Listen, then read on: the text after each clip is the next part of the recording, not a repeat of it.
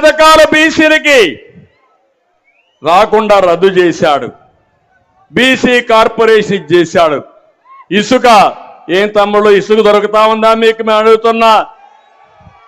ఇది అన్యాయం అవునా కాదా అని మిమ్మల్ని అడుగుతున్నా.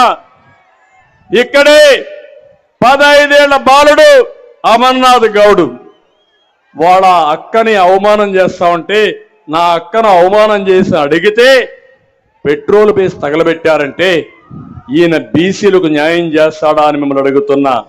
ఇక్కడే ప్రొద్దుటూరులో అవినీతి చేసి నందం వెంకట సుబ్బయ్య తిరుగుబాటు చేశాడు, ప్రజల కోసం నిలిచాడు, చంపేశారు. కేసు కూడా లేదు. ఆ కుటుంబాన్ని నేను ఆదుకున్న 25 లక్షల రూపాయలు ఇచ్చి ఆ కుటుంబాన్ని ఆదుకున్న పార్టీ తెలుగుదేశం పార్టీ అని చెప్పి నేను మీకు తెలియజేస్తున్నా. ఇంకో పక్క ఎక్కడికక్కడ మాట్లాడుతున్నాడు. డ్రైవర్లందరినీ కూడా కనీసం ఎస్సీలను కూడా నాశనం చేశాడు.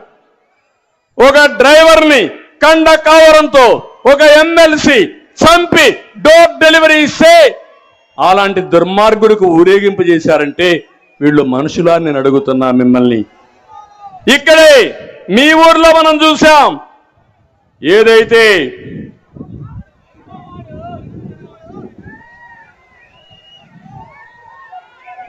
నంద్యాలలో అబ్దుల్ సలాం జ్ఞాపకం ఉందా? మర్చిపోయారా మీరంతా? ఆయన భార్య, 2 పిల్లలు ఈ వేధింపులు తట్టుకోలేక కడాన రైల్వే ట్రాక్ మీద కిందన పడి బలవంతపు మరణం చేసుకున్నారంటే ఈయన మైనారిటీలకు హితమా అని అడుగుతున్నా, న్యాయం చేస్తానని అడుగుతున్నా, వచ్చి పరామర్శించాడా అని అడుగుతున్నా. ఇలాంటి మనం చెప్పుకుంటూ పోతే 1 కాదు 2 కాదు కొల్లలు జరిగాయి. ఎవరి ఆస్తులకు కానీ ఎవరి ప్రాణాలకు కానీ రక్షణ లేని పరిస్థితి వచ్చింది.